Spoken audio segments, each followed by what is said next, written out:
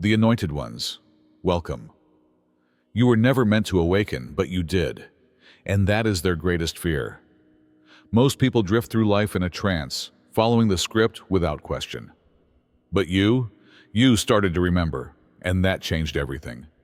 The moment you saw through their illusion, you became a glitch in their system, unpredictable, uncontrollable, undeniable. Now, the final test is here. Will you break free completely, or will they pull you back into their carefully crafted reality? Stand firm. The choice is yours. You no longer respond as they anticipate. You no longer fear the tools they use to control others. And you're dangerous because of it. People are more afraid of losing control than they are of failing. And you stand for power, slipping out of their grasp. They are unable to sleep at night because of this. That's why they can't sleep because of you. Because they secretly know that you are a weapon that they are unable to neutralize. The true question therefore becomes, how could you ever forget when it was never intended to happen? First of all, rather than being a byproduct of the system, you were intended to be an exception. Most individuals are born with the ability to blend in. They are molded into dependable, controllable copies of themselves by a system. Their aspirations are created by other people's expectations. Their ideas aren't really their own. Long before they ever understood how to walk it, the route they follow was created. The cycle continues as they attend school, get employment, pay their expenses, and so on. They never raise questions, never deviate too far from the plan, and never start arguments. However, you were never intended to resemble them. Their tidy little boxes were not made for you. You weren't intended to be just another gear in the wheel, another face in the throng, or another product of the system. Something that makes you unpredictable, unmanageable, and difficult to ignore was ingrained in you from birth. They are afraid of you because of this. You cannot be programmed in the same manner as everyone else. They are incapable of reducing you to a manageable size. You don't succumb to the same distractions, react to the same triggers, or follow the same unspoken guidelines that everyone else does. And you disturb everything as a result. It's not even necessary to attempt. The equilibrium might be upset just by your presence. They observe you for that reason. They gossip about you because of this. They deliberately try to cast doubt on you because of this. Walking with a type of power, they said, didn't exist since you weren't intended to be here. It was not intended for you to recall that the game is rigged. It was not intended for you to awaken and realize the delusion. You've turned into their worst nightmare since then. Because an oddity like you does more than just exist. You make a difference. By being who you are, you disrupt routines, question authority, and cause discomfort to others. And what's worse for them, they can't do anything to stop you. The second is that you are a living paradox. Too false for the real, too genuine for the fake. Most people are unable to describe the place in which you live. Too false for the genuine, too real for the fake. You work on a level that is incompatible with what others comprehend. Thus, you don't cleanly fit into their expectations. For those who have based their whole existence on delusions, your words are too unvarnished, too brutally honest, and too harsh. On the other hand, those who have never met someone like you before find your presence alone to be practically unbelievable. That is where the issue begins. People enjoy labels. They enjoy categories. It helps them feel secure. They can act as if they understand you if they can put you in a box. However, you don't meet their criteria. Your movements keep people wondering, speculating, and guessing. They feel uneasy because of it. While some believe you are insufficient, others perceive you as too much. And they are awake at night because of that paradox. People who hide behind masks can't tolerate you because you make them realize how phony they are. They've been honing their act, learning how to fit in, and playing the game for years. Then you enter and, without even trying, you expose them. not by confronting them, not by arguing with them, but just by being true to yourself. Some people, on the other hand, have never encountered someone like you. They've spent so much time in the everyday that your energy seems almost strange. So to them, you don't even appear genuine. Because you don't adhere to the same principles they've been taught to believe in, they are unable to comprehend you, despite their want to. They so keep an eye on you, distrust you, ask you questions, and occasionally even attempt to discredit you. Because they will avoid confronting the true problem, that you are living evidence of something greater than themselves. If they can persuade themselves that you are the issue. Third, because your memory has the secret to the truth. It poses a danger. You weren't intended to remember. Therefore, your memory is a problem for them as much as for you. You weren't expected to put things together, see trends, or challenge the things that most people take for granted. The system only works when people forget, when they follow instructions, don't question the narrative, and don't question why things are the way they are. However, you recall too much. You recall instances when things didn't match up, statements that had deeper meanings than they really conveyed, and deeds that went against the portrayal.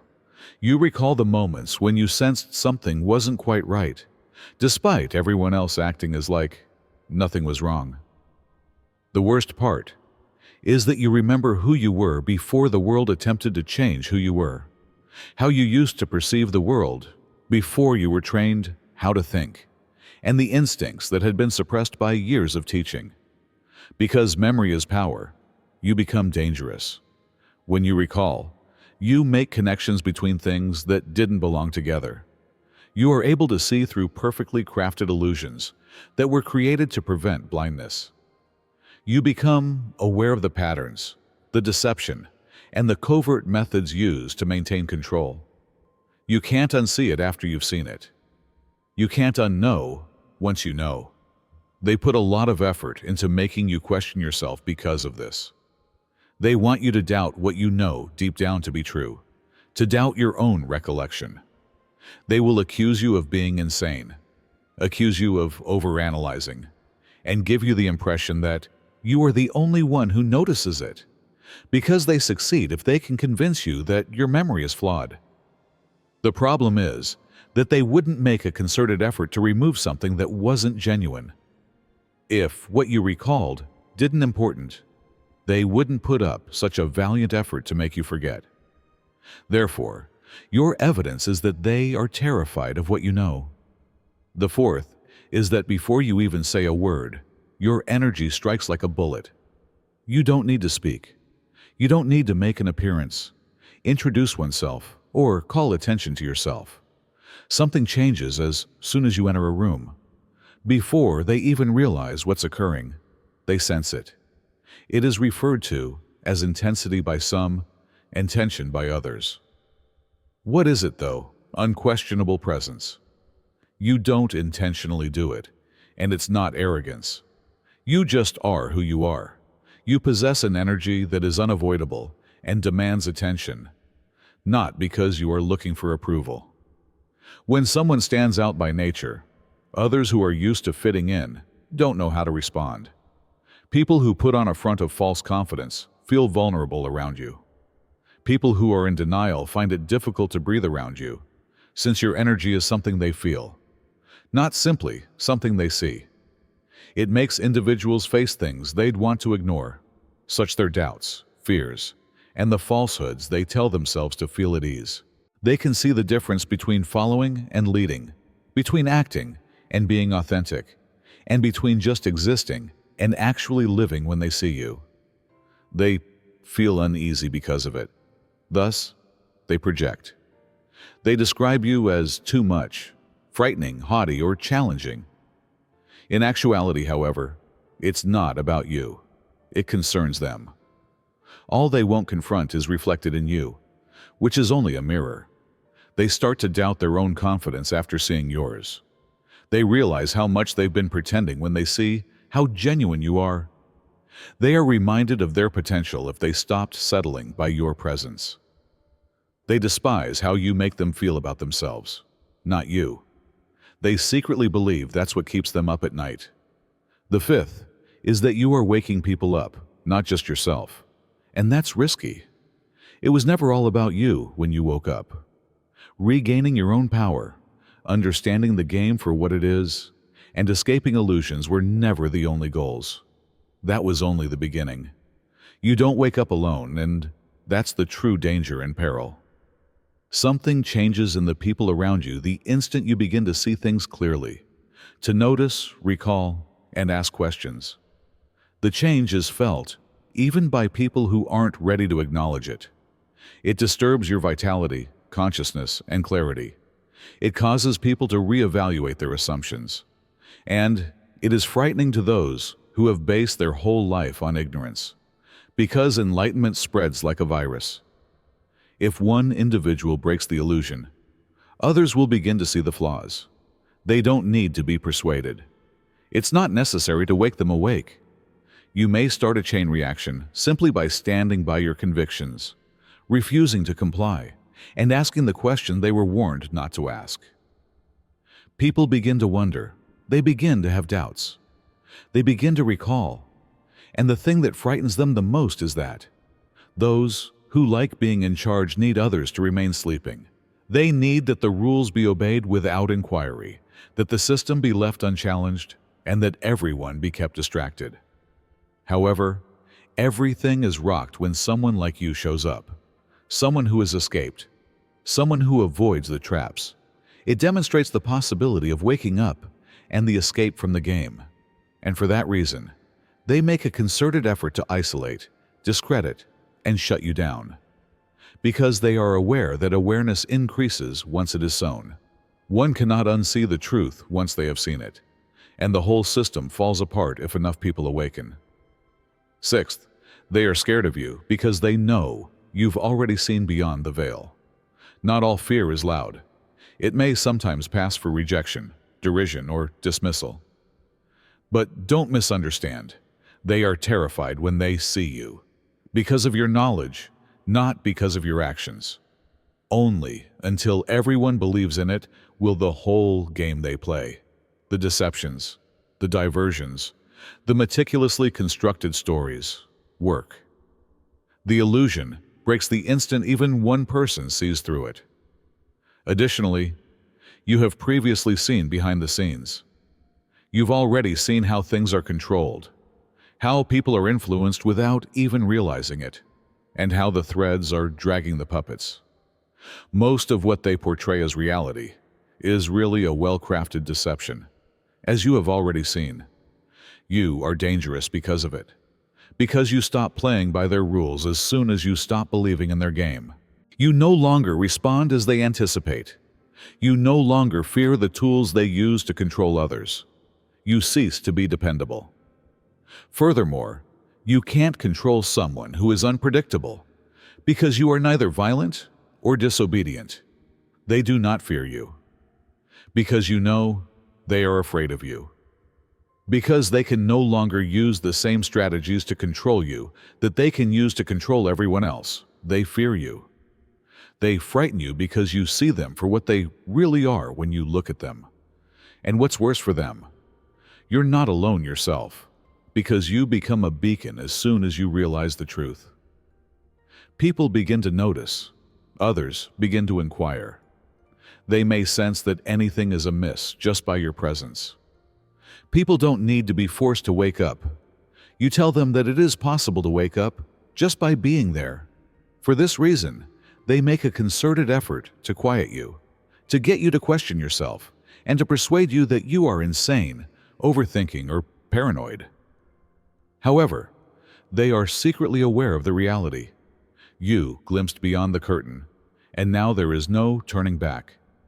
The seventh is that you serve as a quiet reminder of everything that they may have become. Most individuals have made a decision at some time in their life, even though they don't want to acknowledge it. A decision to compromise their potential for comfort, to settle, to comply. Perhaps they convinced themselves that it was the appropriate course of action. Perhaps they persuaded themselves that they lacked the necessary skills.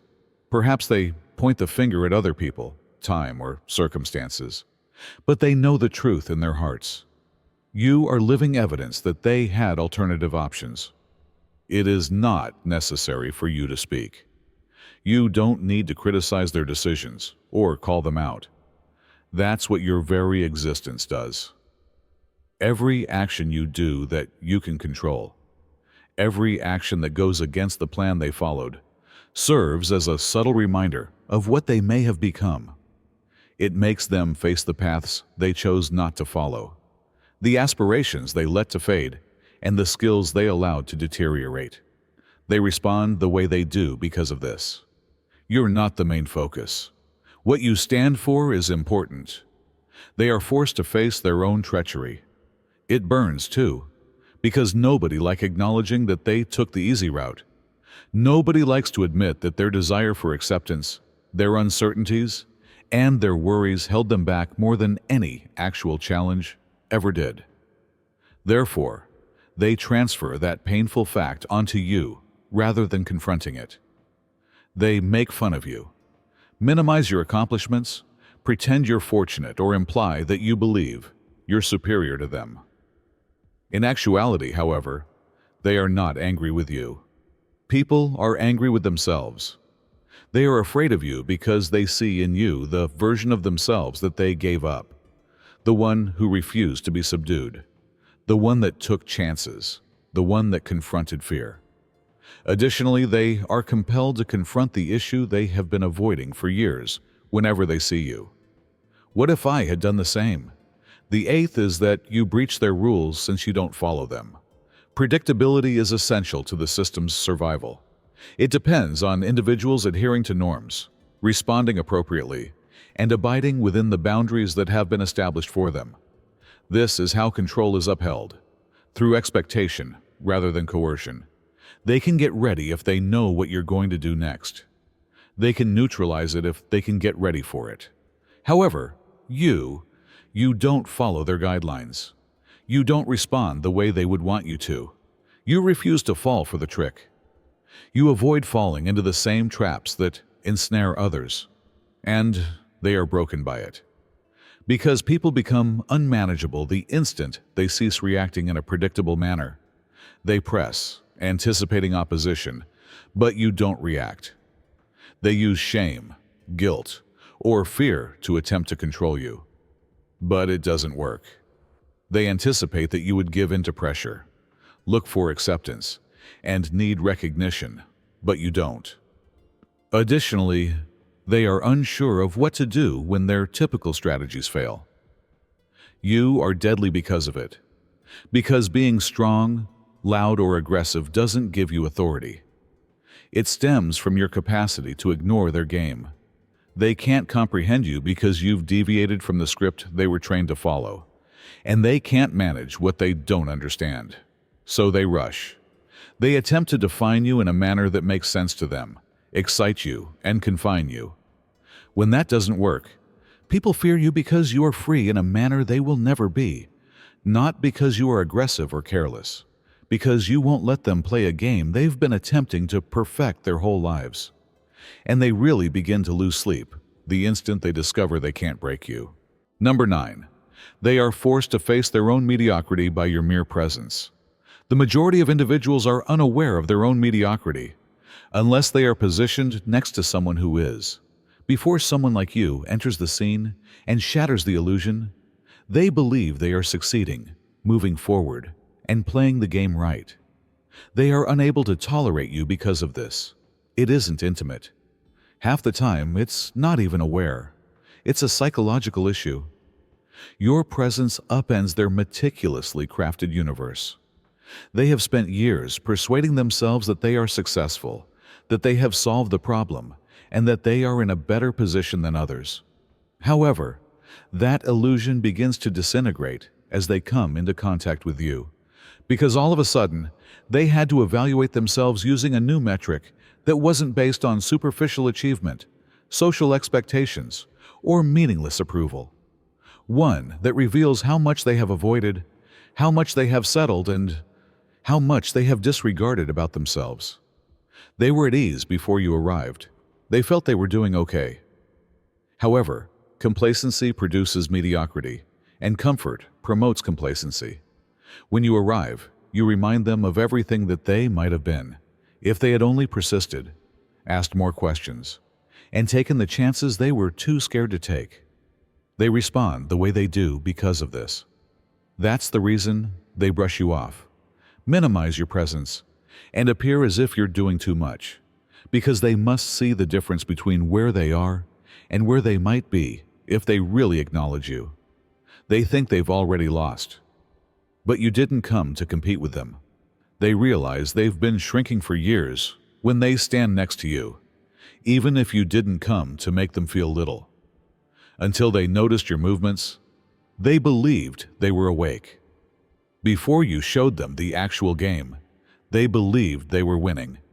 And now they realize in their hearts that they have been playing little all along. You are a live example of what occurs when someone doesn't want to. 10th, you disrupt cycles that weren't intended to be disrupted. The majority of individuals are trapped in cycles they are unaware of. Like family heirlooms, cycles of hardship, uncertainty, and restriction are handed down and unquestioningly accepted. They carry on behaviors, anxieties, and ideas that were never really theirs, because they believe that's the way things are. However, you end the cycle. It was not intended for you to. You were expected to go the same route, have the same false beliefs, and make the same errors. You were expected to adhere to the restrictions imposed on those who came before you. However, something inside of you resisted. Something inside of you determined that it ends with you after seeing through the pattern. And that makes all the difference. For cycles are not only personal, they influence whole communities, families, and even entire civilizations. They control people's thoughts, acceptances, and compromises. The whole plan begins to unravel the instant one individual deviates from the norm. They oppose you because of this. They distrust you, question you, and even attack you because of this. If you succeed, they'll have to acknowledge that they've been imprisoned without bars, not because they really think you're incorrect. And that's a scary realization. The way you move makes people wonder, why haven't I broken free if they can? It makes them face the idea that they were just conditioned to feel confined and never really were. Breaking patterns, however, requires more than only demonstrating your worth to others.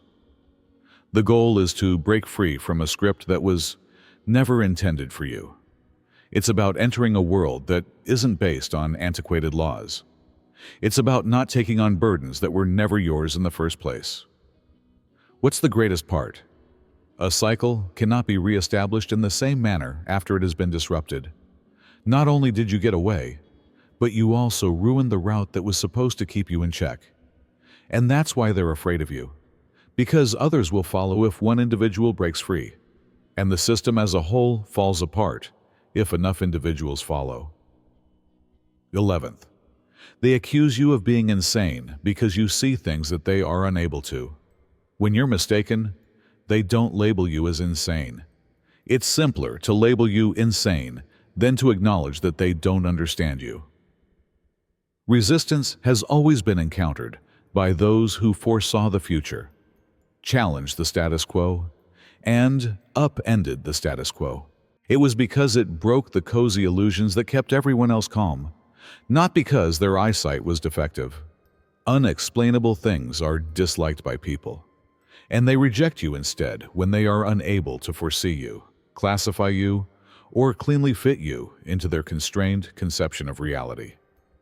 They require you to be insane because, if you're not, they'll have to entertain the idea that you might be correct. You were never meant to be understood by them. They never intended for you to be welcomed. Because everything about you upends the delusion around which they have based their whole existence. You were brought here to expose the game, to disrupt the foundation, and to end the pattern. You are a menace because of it. The fact is, however, that you were never intended to blend in. You were designed to be unique, towering, and unflinching. You were made for a road that only the strongest spirits can traverse. You were made for conflict, not peace. You were made for fire, not comfort. Before you even say a word, they sense your vibe. Because it deprives them of their justifications. They are afraid of your knowledge. It's simpler to label you insane than to confront the facts you provide. But they know who you are in your heart. They attempt to break you because of this. They distrust you, test you, and hope you comply because of this. Because you become invincible if you ever really embrace your power. They don't understand, however, that you already have. You don't wait for permission. They don't let you sit at their table by begging. You don't follow their guidelines. Because you weren't supposed to, you bring your own table. You create your own regulations. You move in unpredictable ways. They lose sleep over you because of this. This is what you were made for. Every difficulty, treachery, and storm didn't come to destroy you. It arrived to get you ready. Because comfort does not build a force like you. In the fire, it is fashioned. You are the fire now. Let them speak then. Allow them to have doubts. Allow them to be afraid of the unknown. Because the fact still stands. You were sent to lead, to awaken, to disturb. And nothing can stop what was always going to happen. Nothing at all. You already know that you're not here by mistake if this really got to you, and if something inside of you awakened as you were listening to it. This was a message for you. The truth is that this is a movement rather than just a channel, a place for those who don't belong, who don't play small, and who see through the facade. Don't simply observe if that describes you. Take part in it. You don't want to miss what's coming next, so click the subscribe button and enable alerts. Let the world know you're awake by leaving a comment and like this video. And spread the word if you know someone else who needs to hear this reality. Because we wake up one by one. We get up one by one. This message is not what they want to propagate, but guess what? In any case, we're distributing it. Let's continue to shake things up. Let's continue to disrupt the cycle. And let's continue to be unstoppable. Exactly what they dread.